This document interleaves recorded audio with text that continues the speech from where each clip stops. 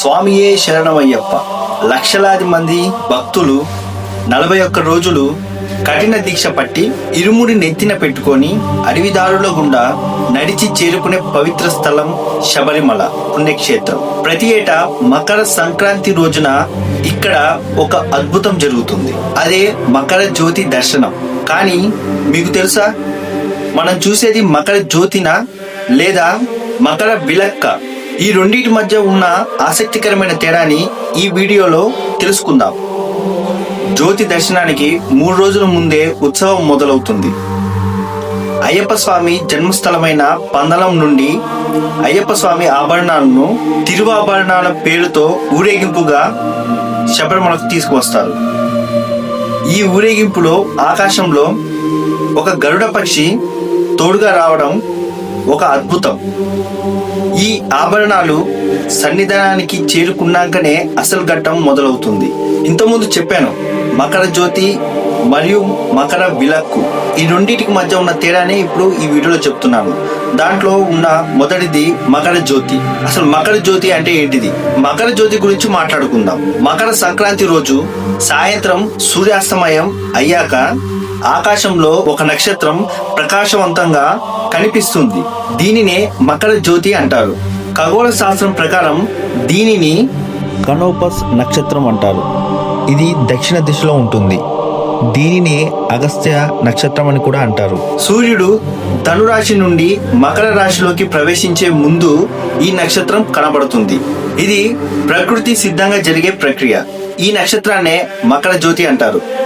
ఇప్పుడు మకర విలక్కు గురించి తెలుసుకుందాం. ఈ మకర విలక్కు అంటే కొండపై వెలిగే దీపం. శబరిమలకు వచ్చిన భక్తులు చాలా మంది ఎక్కువగా చూసేదాన్ని మకర విలక్కు అంటారు. టెంపుల్ కి ఎదురుగా ఉన్న పొన్నం బలమేడు అనే కొండపై సాయంత్రం సుమారు 6:30 గంటలకు 3 సార్లు ఒక జ్యోతి వెలుగుతుంది. దీనినే మకర విలక్కు అంటారు. సరిగ్గా ఆలయంలో స్వామివారికి తిరువాభరణాలు అలంకరించి మహా ఆరతి ఇచ్చే సమయంలోనే ఈ మహాజ్యోతి పొన్నం బలమేడు అనే కొండపై వెలుగుతుంది. జ్యోతి కనిపించగానే భక్తులు పరవశించిపోతారు. పొన్నం బలమేడు గిరిజనుల ఆచారం. చాలా మంది దీనిని దైవికంగా జరుగుతుందని నమ్ముతారు. కానీ దీని వెనుక ఒక గొప్ప చరిత్ర ఉంది. పూర్వం పొన్నం బలమేడుపై మలయరాయ అనే గిరిజన తెగ ఉండేది. వారు మకర సంక్రాంతి రోజున అయ్యప్ప స్వామికి కర్పూర నీరాజనం ఇచ్చేవారు.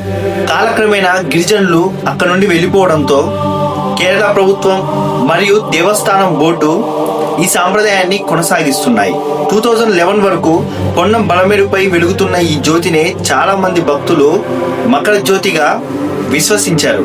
ఈ మకర విలక్కు కాన్సెప్ట్ మీద నేను నెక్స్ట్ వీడియో చేస్తాను. పూర్తి వీడియో అందులో మాట్లాడుకుందాం. సో ఈ మకర విలక్కు అనే జ్యోతి పొన్నం బలమేడు కొండపై మనుషులు దీన్ని వెలిగిస్తున్నారు. ఈ జ్యోతిని పొన్నం బలమేడు అనే కొండపై భక్తుల కోసం దేవస్థానం వెలిగిస్తున్న ఒక జ్యోతి. ముగింపు, అది నక్షత్రమైన లేదా కర్పూరమైన కోట్లాది మంది భక్తుల నమ్మకం ఒకటే. ఆ జ్యోతిలో అయ్యప్ప స్వామిని చూసుకోవడం. నమ్మకమే దేవుడు.